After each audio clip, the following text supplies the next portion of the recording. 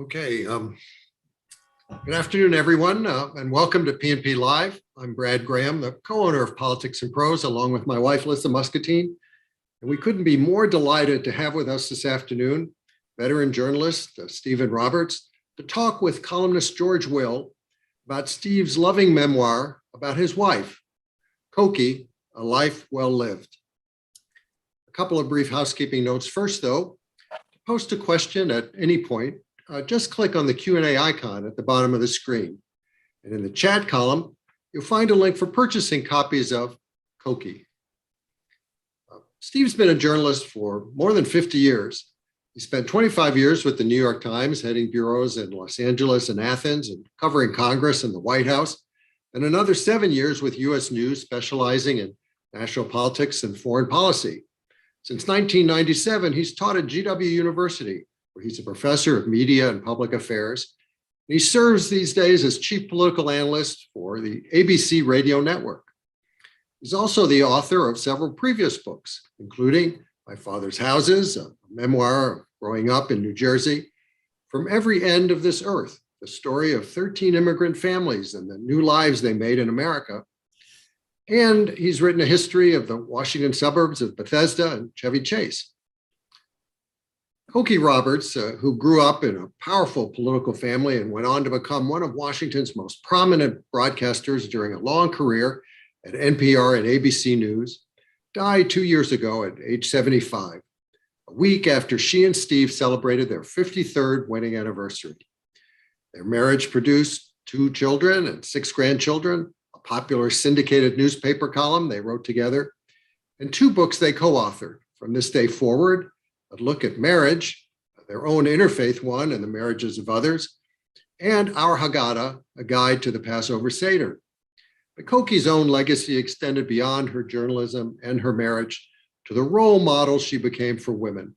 It was a real passion of hers to advocate for the welfare of women, and in several of the books she wrote in the final decades of her life, books like We Are Our Mother's Daughters, Ladies of Liberty, and Capital Dames, Kokie examined the nature of women's roles and highlighted the often overlooked roles of women in history. In his new book, Steve looks back at Kokie's public roles as trailblazing journalist, author, and advocate, and also at her private roles as compassionate wife and mother, friend, and believer. He includes lots of great anecdotes and heartfelt conversations he had with dozens of Kokie's friends, colleagues, and mentors.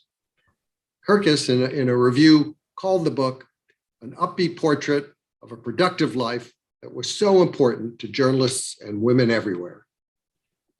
Steve will be in conversation this afternoon with George Will, who writes a twice-weekly syndicated column for the Washington Post and has been columnizing for 5 decades. He also shared ABC's Sunday morning program with Kokie for many years. And he's recently out with a new book of his own, his 16th, called American Happiness and Discontents, a collection of some of his columns. So, Steve and George, take it away. Thank you very much. And thank you to everyone who's joined us this afternoon. We're told, as an axiom of life, never judge a book by its cover. Well, I have news for you. Judge this one by its cover. It has the most radiant picture. I was going to say the most radiant picture of Kokie, but she's one of those people it's impossible to take a bad picture of, not just because she was a lovely person, but because the life force just seemed to pop out of her. The camera loved her with good reason. In the 3 great love stories of Washington history are John and Abigail Adams, James and Dolly Madison, and Steve and Cokie Roberts. So, and I want to talk about that a little bit, and also about Kokie's tremendous life. But let's begin at the beginning, Steve. How'd you meet?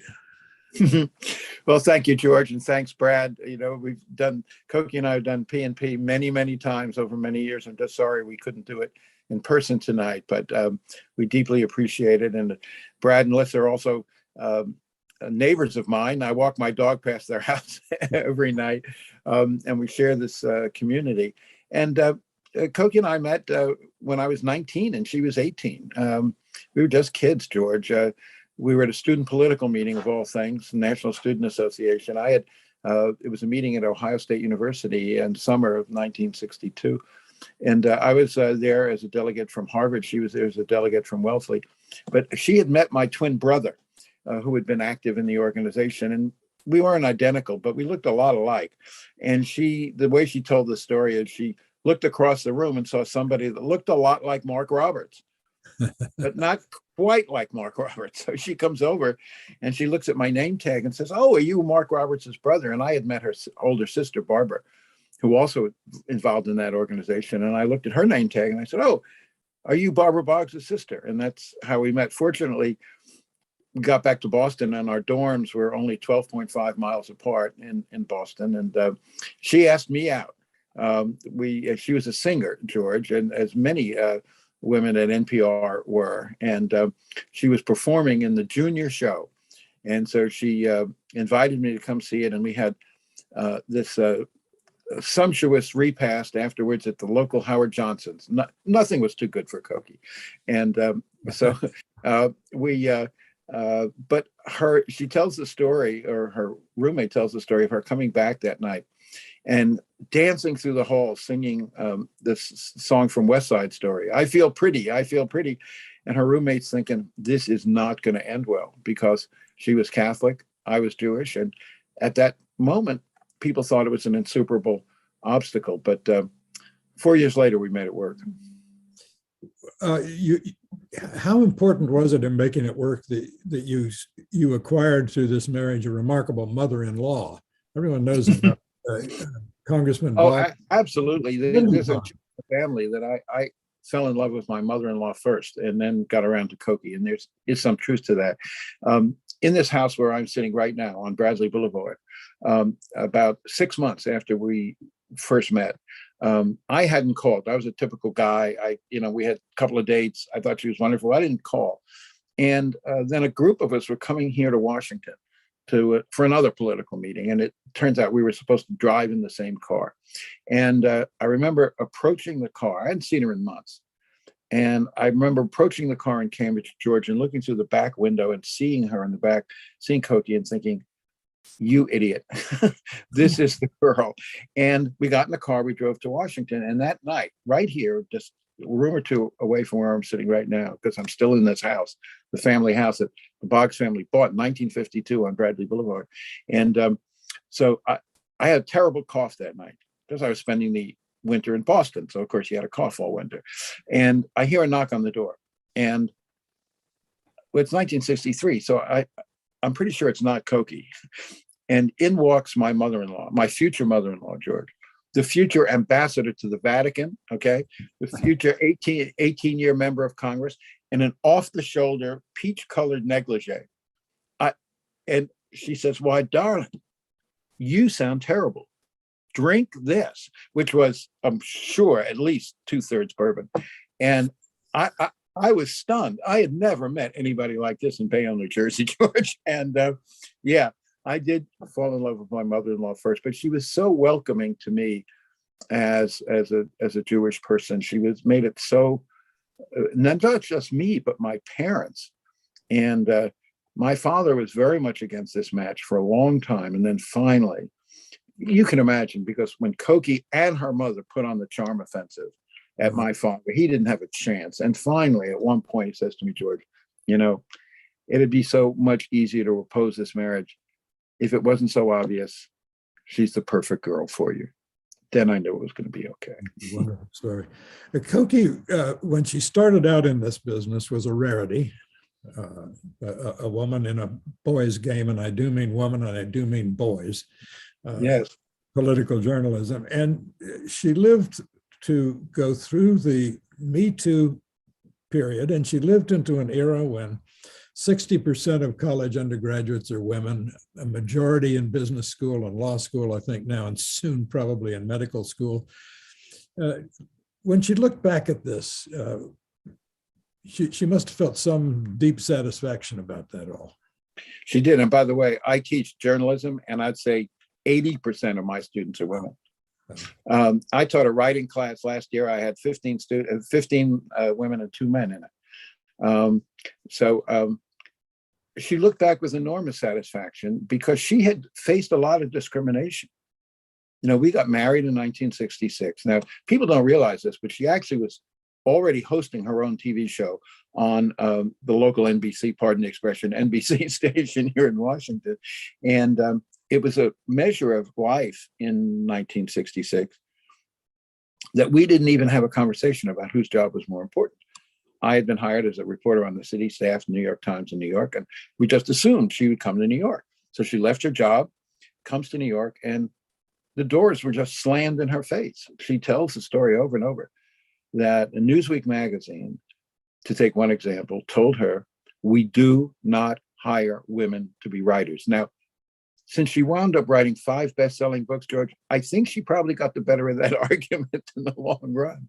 It's important to remember that Newsweek at this time fancied itself the liberal alternative to stuffy, loose-dominated Time magazine. And exactly. The liberal magazine, my goodness.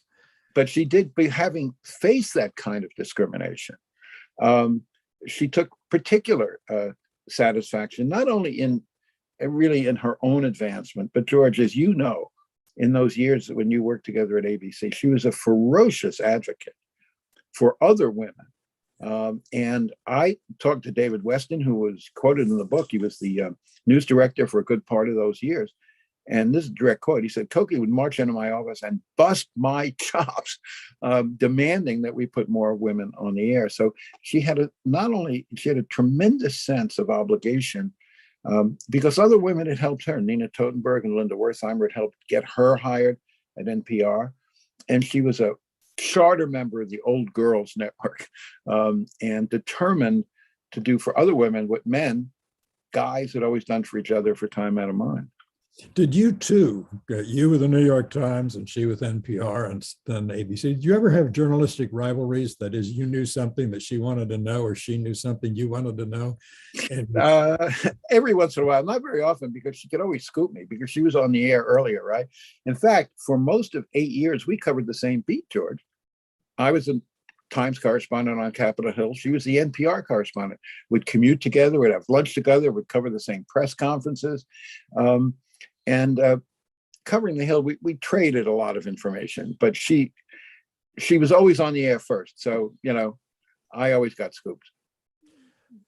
Koki is to this day an example of a really rare phenomenon. That is a true, pure, long-standing Washingtonian. This is a town of people coming and going, a town of short leases, as it were. I've been here 50 years and I'm beginning to feel like a Washingtonian.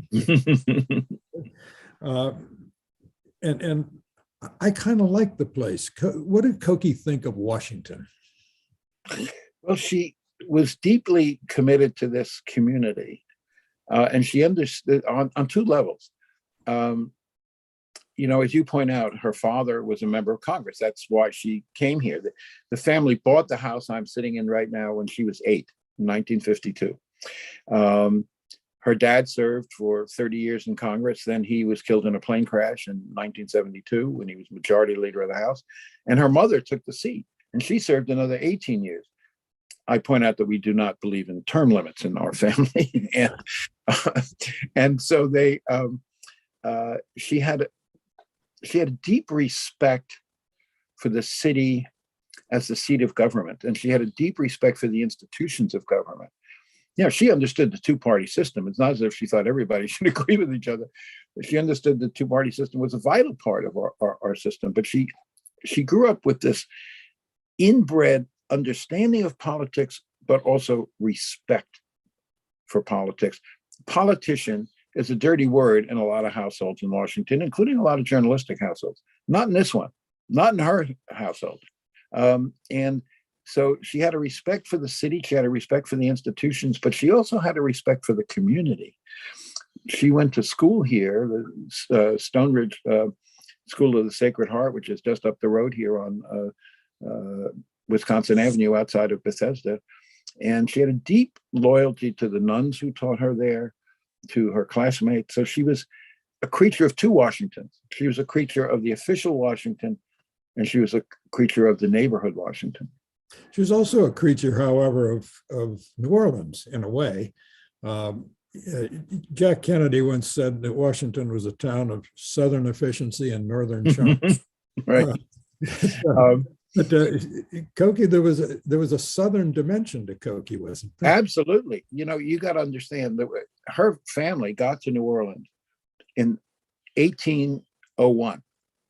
Before the Battle of New Orleans. Yeah, I mean, her mother's name was Claiborne. Lindy Claiborne was her maiden name. That was Koki's middle name. We have a grandson named Claiborne too. W.C.C. Claiborne was elected to Congress from Tennessee in 1797, George. And in the election of 1800, when it was thrown, the Jefferson Burr election was thrown into the House, he had a whole vote to himself. And because he was the only congressman from Tennessee, it had been a state only 4 years. And he cast the vote for Jefferson at a critical moment, helped elect Jefferson president. The next year, Jefferson makes him governor of the Mississippi Territory as a political payoff. And 2 years later, when Jefferson buys Louisiana from France, he makes Claiborne the governor of Louisiana. That's how the family got there. So they've been in Louisiana since 1803. And the biggest street in New Orleans, Claiborne Avenue, is named for her family. So she had this deep affection for New Orleans. And yes, that Southernism, there was kind of a veneer of gentility and graciousness, which served her very, very well, served her mother very, very well as a political figure. But, that old phrase, steel magnolia, didn't even begin to describe the Boggs women in terms of the steel that was beneath that genteel exterior. And her father was at a difficult and brave position in New Orleans when desegregation came. Well, absolutely. And now he represented New Orleans, George. He didn't represent Macon, Georgia, or Alabama, but it was a cosmopolitan city. But still, in 1965, he was the only member of Congress from the Deep South to vote for the Voting Rights Act. And when I talk to my children and grandchildren about their ancestor and say, remember the most important thing he ever did, it was standing up for civil rights at that moment. It almost cost him his seat. 1968, 3 years later, Lyndon Johnson, of course, predicted correctly that the Voting Rights Act would turn the South Republican, and a resurgent Republican Party in New Orleans almost defeated him. He had the closest election in the Congress in 1968. So he paid a big political price for it, but the family had always been deeply committed to civil rights, as Koki was. The political profession, like dentistry and journalism and law and everything else, lives under the tyranny of the bell-shaped curve. Mm-hmm. A few are god-awful and a few are terrific, and most are right in the middle. Did Koki have some favorites among the politicians? She, I think she did.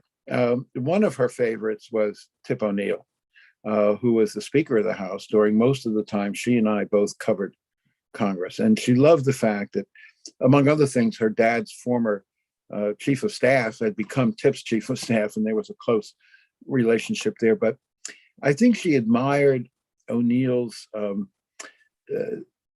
the fact that O'Neill never got too far away from his own roots and his own community.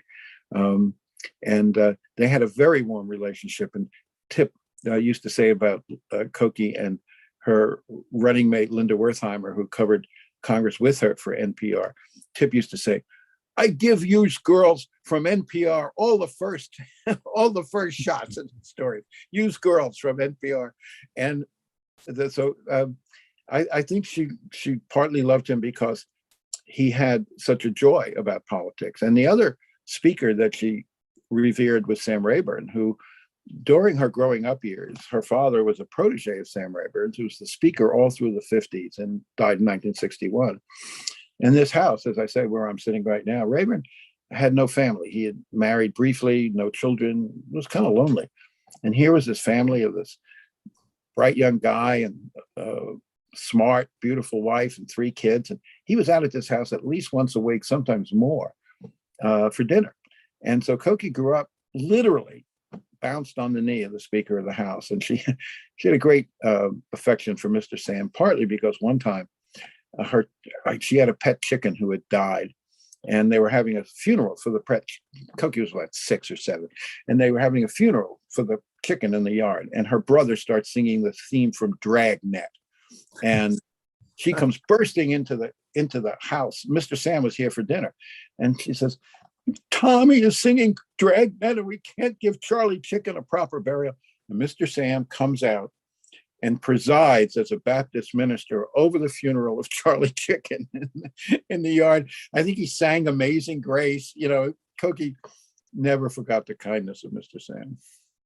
The Koki, although she was a broadcasting prodigy, as you say, I think she had a show at 21. Yeah.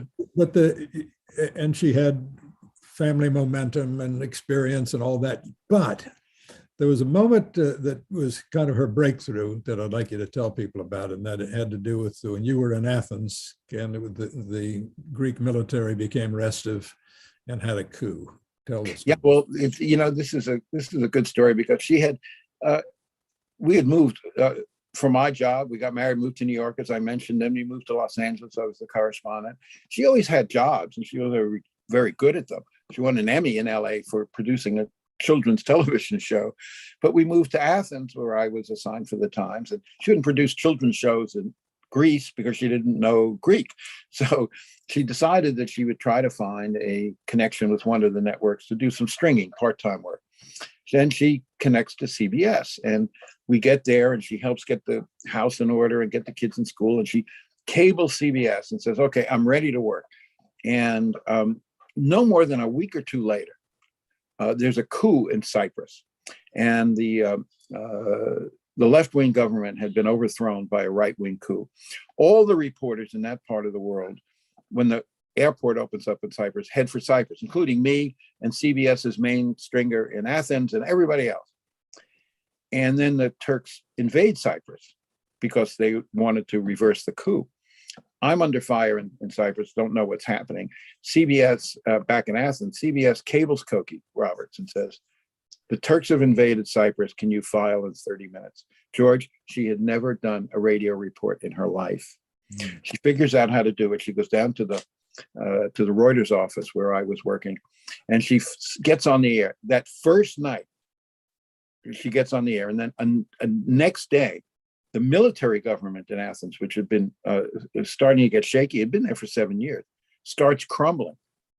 And that was a much bigger story than the coup in Cyprus. Greece is a NATO country, a much more important country. And she's the only English language reporter in the country, basically.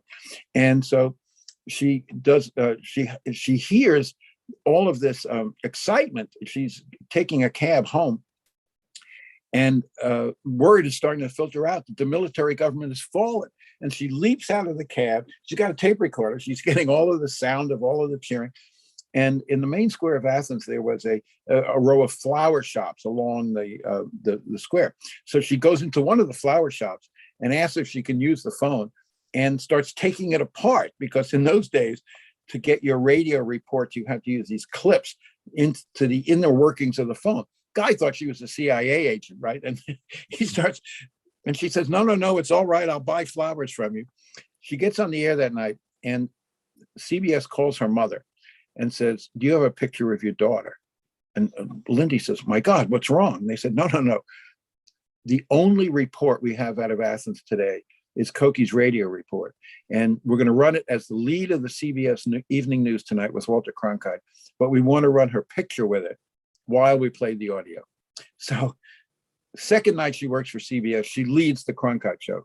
Oh and for the next 5 or 6 days, she's reporting continuously. I'm in Cyprus. I have no idea this is going on because I'm under fire in Cyprus. I'm reporting for the Times. Finally, I get a military flight to England. I come back to Athens. I walk through the door and find I'm married to a veteran foreign correspondent. When I had left 8 days before, she had never done a radio spot. And there she was, 24 hours filing continuously. And what happened? How did that radiate through her career, that episode? Well, it's a good question. Actually, CBS was so taken with her. I mean, look, George, you know this. You worked alongside of her. You tell this wonderful story that's quoted in my book about how the first day she was on ABC, the Roundtable on This Week, and I asked you, what was your reaction? And you have this wonderful quote. You say, I thought the varsity had arrived. And people had sensed this before about her, particularly TV producers. She had this natural gift. The camera loved her. And so CBS actually wanted to hire her to be their roving reporter in Europe. She said, I can't do this. I got 2 little kids at home. I've got a husband who's roving himself. But we come back to Washington, and I instinctively knew that radio was going to be a great medium for her.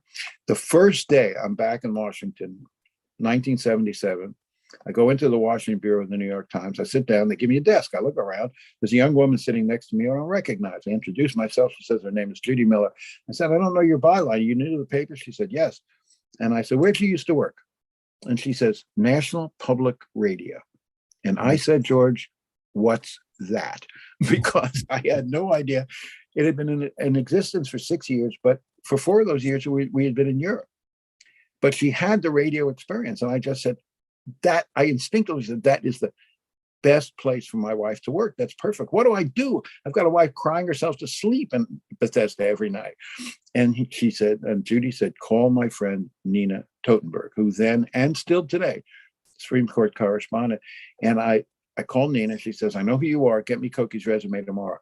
I walked her resume from the New York Times Bureau around the block to NPR, and I handed it to Nina Totenberg.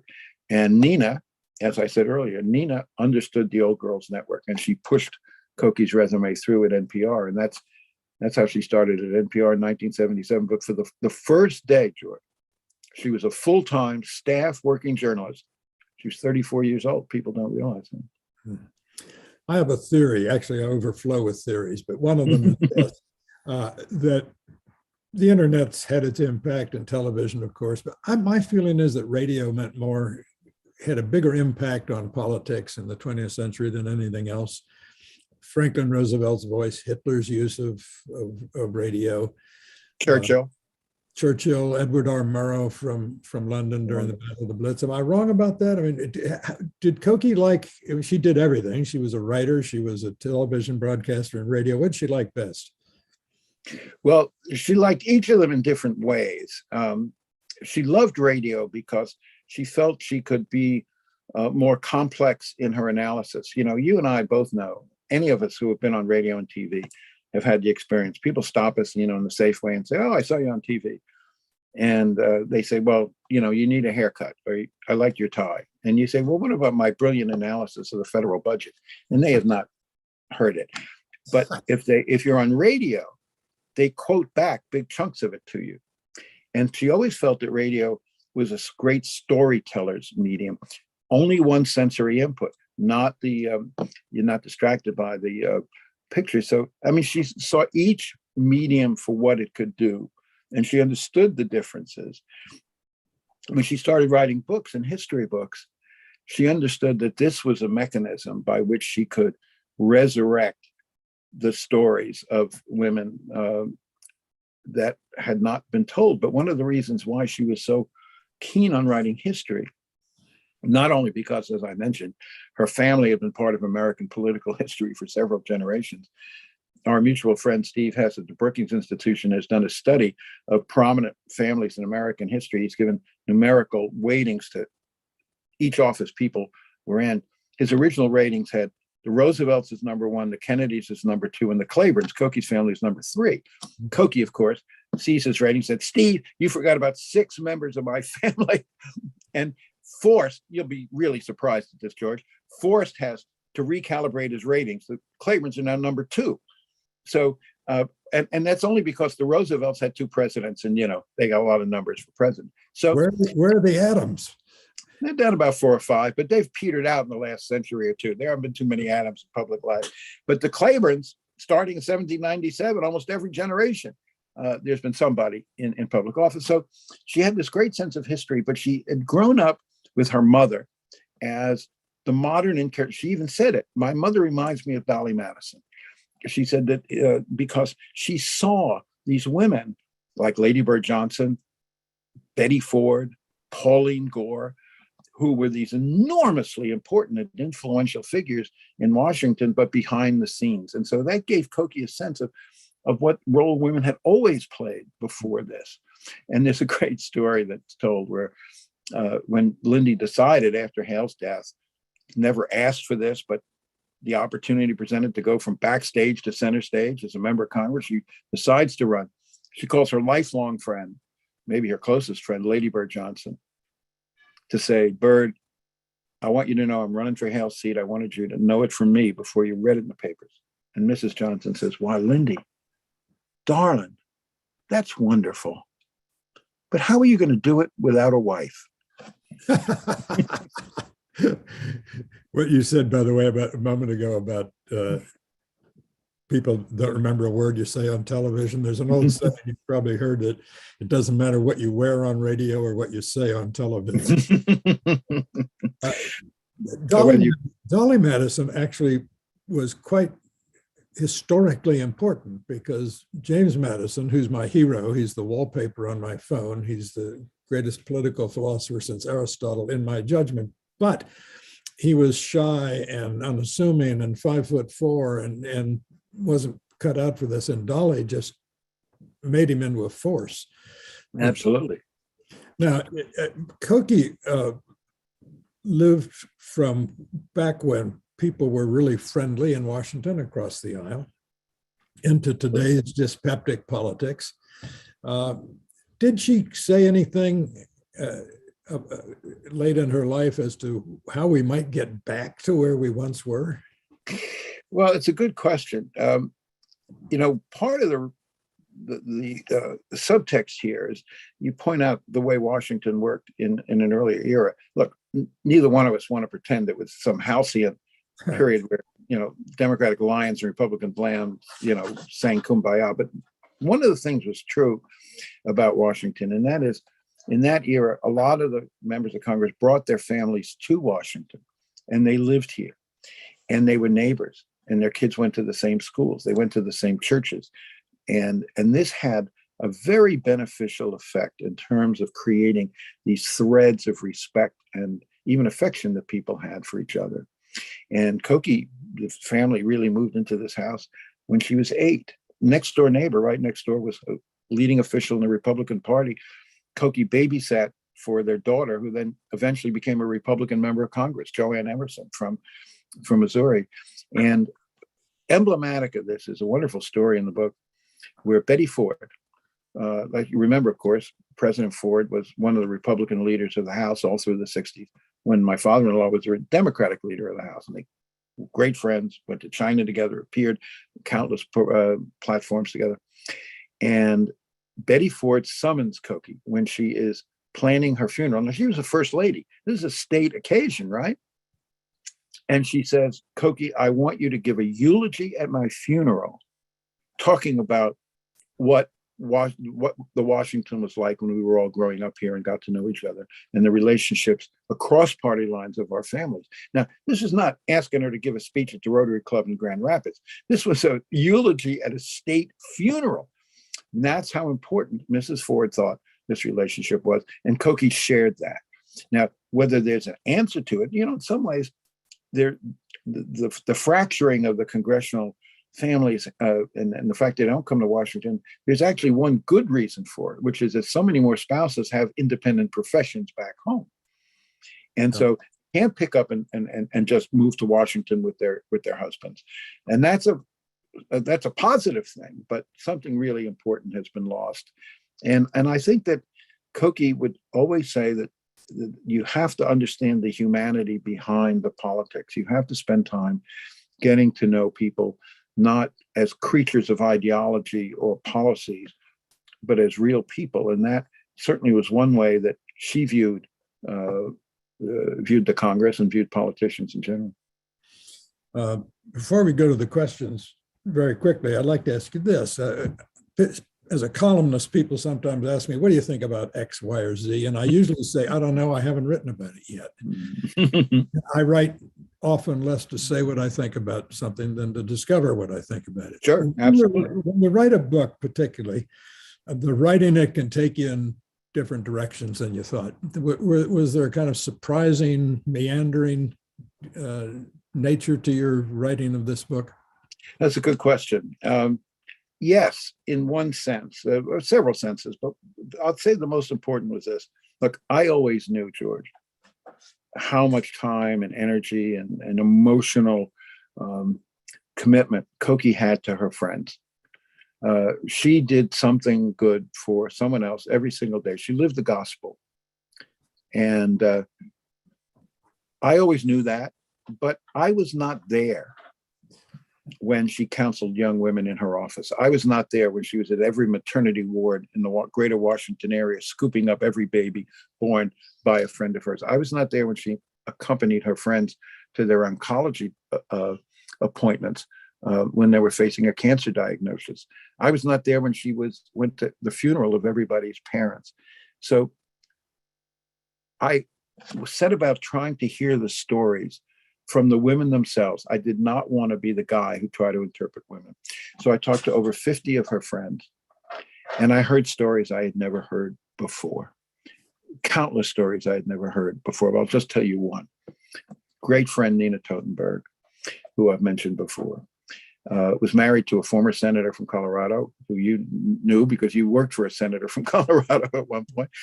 Floyd Haskell was Democrat, and Nina husband died much older than she was, and he died in Maine, and they had to transport his body back here. And Nina said, Koki ran Floyd's death.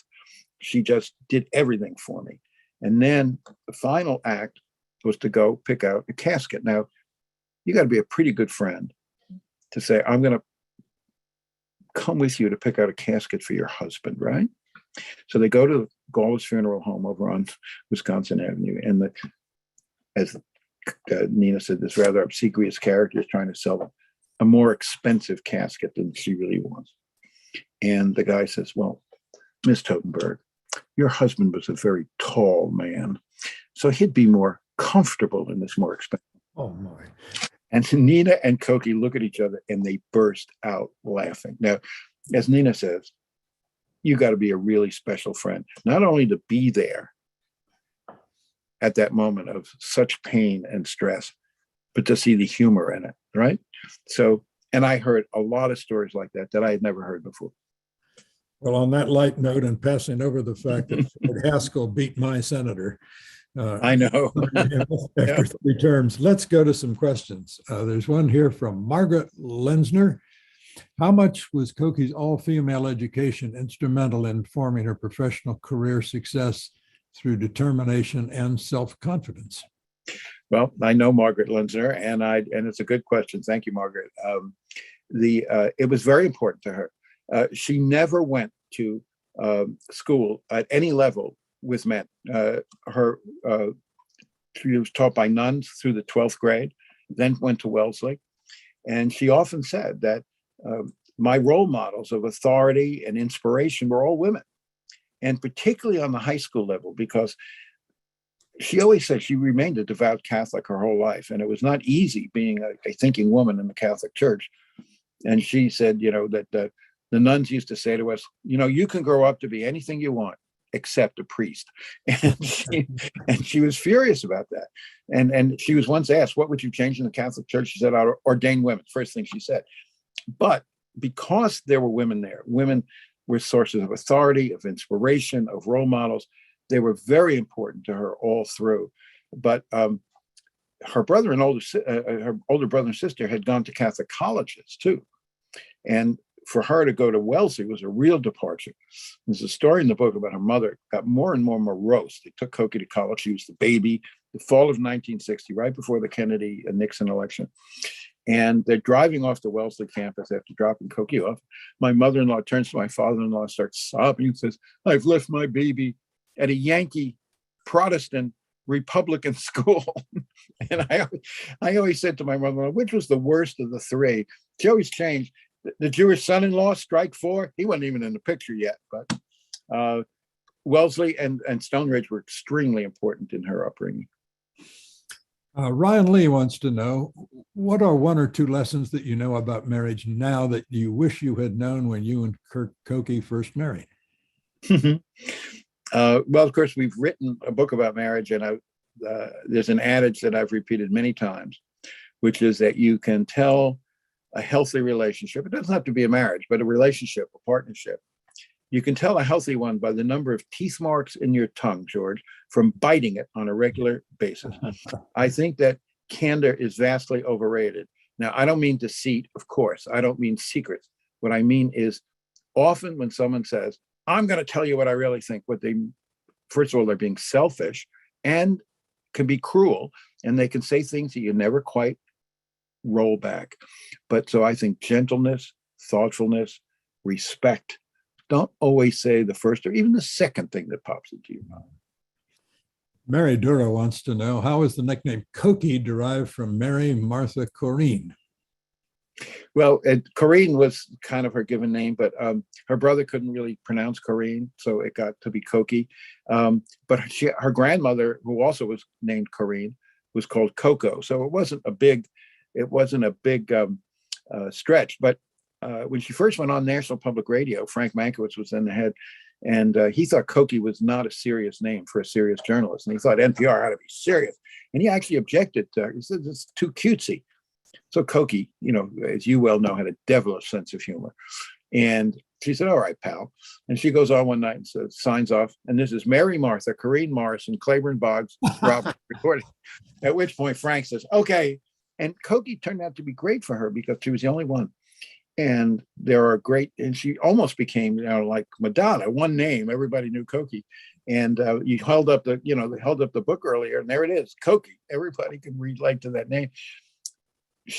There are a great many dogs named for Koki, at least one dairy cow that I know of. And she was a constant source of crossword puzzle clues because 5 letters Cokie fits very well into many crossword puzzles. Mary Castranuvo, I hope I've got that right, probably didn't, would like to know. He says, it's still not easy being a thinking person in the Catholic Church, LOL. How did Koki deal with the more recent alignment with the far right, the far political right among many U.S. bishops? Well, she was, she tried not to get involved in partisan politics, but she had, I can say that very clearly, she said over and over again, I am not going to let the bishops drive me out of this church. It's my church. I have a personal relationship to Jesus and to God, and that's how I was taught. That's how I was raised. That's what I believe, and that's what I'm going to do. And so she struggled with that. But as I've said, because one of the reasons why she remained so loyal to her school, Stone Ridge, and we've recently, as a family, donated a new theater at that school, the Cokie Boggs Roberts Theater, which has just opened this fall. Because that was the place, because this was an institution where her faith was most alive for 2 reasons. First of all, it was an institution run by and for women, but also it was an institution that focused on the gospel. She said, from the time I was a small child, I was taught by the nuns, to those to whom much is given, much is expected. It's the most basic catechism that's taught, right there with the golden rule. And she lived it. She lived it every day, George. So she found a way to separate the hierarchy and the politics of the church from her personal faith and value system. Ira Pilar says, I remember reading an article you, Steve, wrote for the New York Times Magazine many years ago about a Jewish boy marrying a non-Jewish girl. It was a wonderful piece and never forgot it. Any other religious tidbits you can offer? Well, I was asked by a rabbi the other day in one of these book talks. She said, what advice would you give to so many of her congregants, so many of her parishioners were Jewish families with children who were involved in relationships with non-Jewish partners? And I said, my answer is embrace it, respect it. The way we were able to do this was focus on what we shared, not the labels or the expectations or the prejudices people tried to impose on us. You sit around the kitchen table, George, you do not talk about theology. Maybe you do, but most people do not. And you do. You talk about how we're going to raise the kids. You've raised your own family. You know that. You talk about what are our real values. You don't talk about theology or doctrine. And people tried to impose that on us. So what we learned was that if we struggle, and it took 4 years, it was a big struggle, but if we focused on our commonalities, one of the interesting things about it was that she was a devout Catholic. I was not a religionist, but I was deeply committed to my Judaism as a tribal and historical identity. My grandfathers had fled Eastern Europe, religious and political pogroms of Eastern Europe. I had one of my grandfathers was an early Zionist pioneer in Palestine before he moved to America. And we saw mirror images of each other. We saw each one was a real traditionalist. We were committed to our own people, our own tribes, our own traditions. And that in some ways made it easier because that created an understanding and respect. I knew where she was coming from and she knew where I was coming from. But, don't let other people define you and don't let other people impose their prejudices on you. Focus on each other. Colin Murphy asks, how did you and Koki work through changes in your professional statures over the years? You mentioned your New York Times career initially was the priority, and you've written and spoken before about how that shifted over time. How did you two try to find that balance? Someone asked me in an interview the other day, what would you say to other men who were married to such powerful women? And my answer was, be grateful. Because you have a lifelong partner. I know your wife, Mari. I know that you two share that same kind of relationship. She's a very prominent, Republican political strategist. I met her when she was a source of mine when she worked in the Reagan White House. And look, I am not here to pretend it was easy, George. I am not here to pretend that it was without bumps in the road.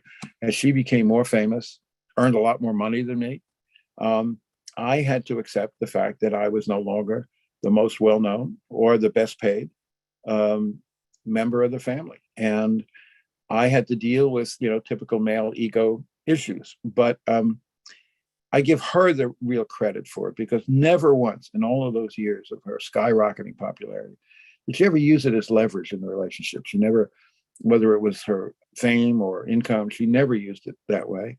And, we had known each other a long time, and we had to fight through this enormously difficult problem when we were very, very young, because both of our families were against our match, particularly mine. We had to figure out how to solve that problem when we were kids. That gave us a foundation. As many tears as that involved, as many troubles as that involved, it gave us the confidence that we could solve problems together, and it gave us an understanding how to do it.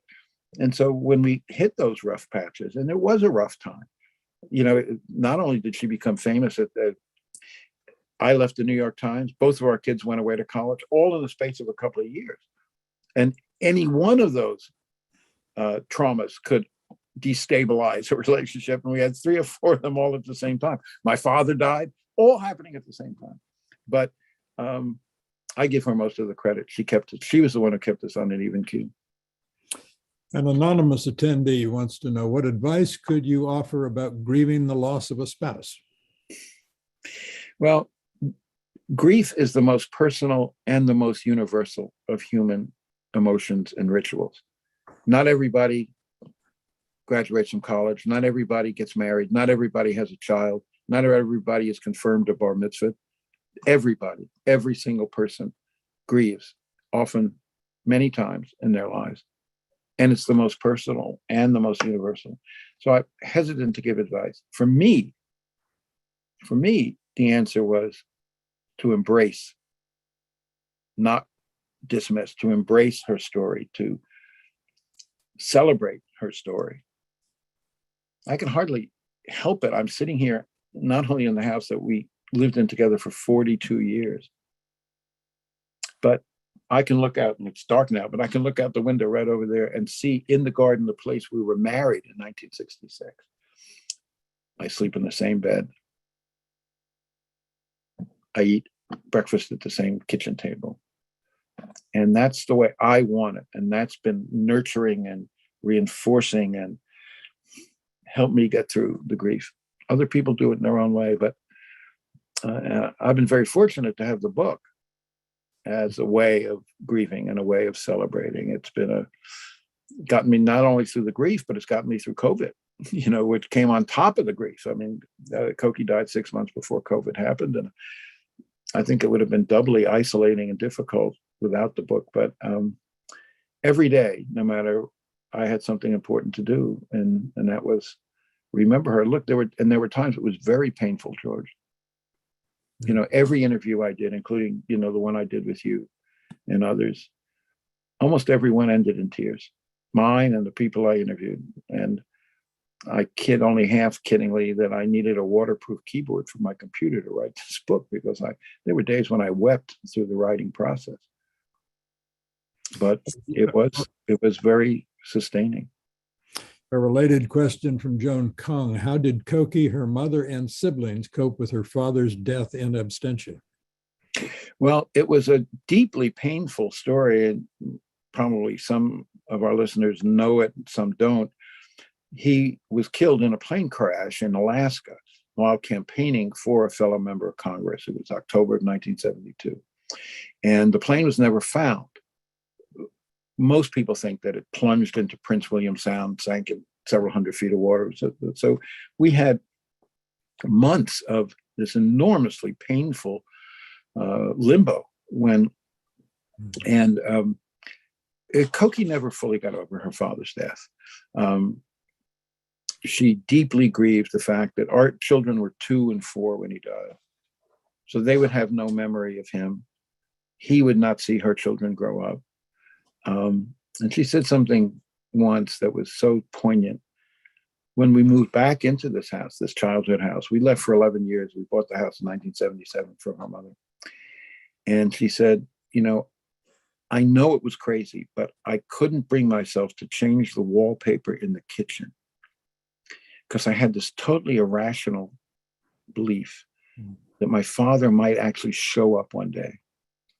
And if he saw that the wallpaper had been changed, he'd think strangers were living in the house. Goodness.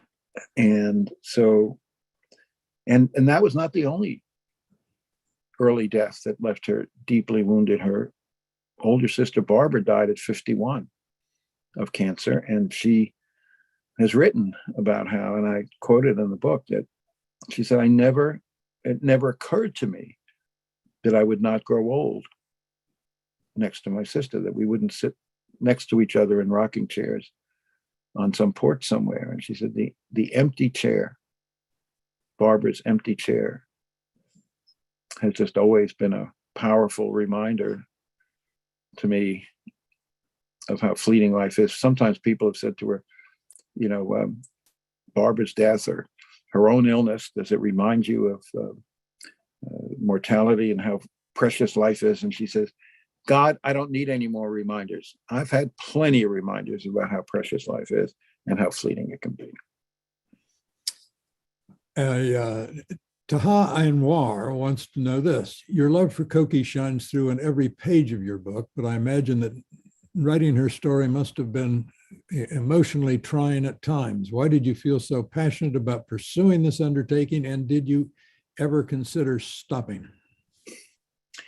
I believe Taha is a former student of mine, and thank you for the question. I never, it was painful, but I never thought about stopping. What grew as I did this book, George, was a feeling and a belief, more than a feeling, it was a belief, profound belief, that in many ways, the most important message of her life was not the public Koki. Yes, it is true. Countless women watched the 3 of you, the 4 of you on TV every Sunday and looked at Koki and said, I can be that strong. I can be that smart. I can stand up there with George Will and Sam Donaldson and David Brinkley and be an equal. And this was an enormously powerful message to women all over the country. But not everybody can be a TV star. Everybody can be a good person. Everybody can learn these private acts of charity and goodness and friendship that she did every single day. You don't have to be a TV star to go to the funeral home with your friend and pick out that casket. You do not have to be a TV star to say to a friend, you're facing an operation. I'm going to sit in the waiting room until the doctors come out. And if it's going to take all day, I'm going to sit there all day so that I can be there and ask questions for you. That does not take being a star. That takes being a good person. And as I did this book, that grew as a theme, but also as a motivation. Because I saw, I sort of started out thinking that the most important part of this book was the public Koki. I finished it convinced that the most important part of the book is the private Koki. Actually, any damn fool can be a television star. A great many damn are if given the opportunity, but very few people can do what Koki did in private. Given Koki, this is from Celine Castronovo. Given Koki's accomplishments in full life, how did you decide which stories were most important to put in the book? Is there one you left out that you say, well, for space reasons or anything else, I'd give it to us now? Yeah, that's good. Cece, that's also a former student of mine named Cece, wonderful young writer in her own right. Thanks for the question. I'll tell you just, I left out a great many stories, but there was one that a young producer at ABC told me, and there were so many stories about Koki helping these young women, and she was a baby freak, George. If there was a baby within the zip code, I mean, Koki, would scoop it up. And there was a young woman named Karen Travers, who's now the White House correspondent for ABC. She had twins, and she was, the whole family was, reeling from this, and the twins were sick, and so the whole neighborhood sort of rallied around, and they had the sign-up sheet for people who were going to bring food to the Travers house every night. And so Koki signs up. And so all of her neighbors and friends said, Karen, is that the Cokie Roberts who signed up to bring you dinner on Thursday night? And Karen said, well, yes, it is. And she said, so Koki was a very good cook. And particularly, she used to love to do old New Orleans recipes. So she did one of her favorite old New Orleans recipes for Karen, brought over a pot of this, and left it on the front stoop. But along with that, left several bottles of wine and said, Karen, I think the wine is really what you really need to get through this time with these babies. And I didn't have room for that story in the book, but I heard so many like that. There's another story that one of her young friends tells, who was Jewish, and this baby was born, and Koki shows up. She's the first person to show up at every maternity ward. And so she scoops up this baby and she says to Alana, you don't mind if I do this, and starts baptizing the baby. And Alana says, it's my, Koki, you know that he's Jewish. And Koki said, well, of course I know he's Jewish, Alana, but this can't hurt. We're just covering all of our bases. And baptize the baby. I'm afraid we have other questions in the queue, but only time for one more. And this is from Itzel Ramirez Moreno. Oh, wow, I was able to sign up on time, 15-year-old here. I was wondering when Koki was my age, did she ever feel lost in life as well, that not every goal of yours could ever be achieved? That's kind of daunting on me. Oh, what a wonderful question. And thank you for asking. The answer is yes. There were many times when she felt daunted, particularly growing up in the age that she did. She often said, what I thought I would do was what women of my mother's generation had done. I'd get married, have kids, and support my husband's career. So that was my future. That's what I wanted. That's what I aspired to. And, there were many times when she felt discouraged and depressed by the discrimination she faced. She was very open about this. But she had enough. I guess there are two lessons here to this young lady. One is believe in yourself, and don't ever let other people diminish you or demean you or brand you or tell you you can't do it. Koki would tell you that. Believe in yourself. And the other thing she would say is believe in other women. Seek out the mentorship, seek out the help, seek out women who don't pull up the drawbridge after them, but put a ladder down to help you up. And And that's what Koki did her whole life. And it's the most important legacy she leaves behind. Live the gospel every day. Steve, thank you for this. Thank you for letting me be part of it. And thank all of you who attended and asked questions. And let's turn it back over to Brad. Now, it's quite clear listening to the two of you recall Koki so knowledgeably and lovingly that you could go on for hours more and not exhaust all the stories about her. What an extraordinary life and legacy, and what a wonderful tribute, Steve, your book is. To everyone watching, thanks for tuning in. A reminder that in the chat column, you could find a link for purchasing copies of Koki with that lovely photo of her on the cover. From all of us here at Politics and Prose, stay well and well read.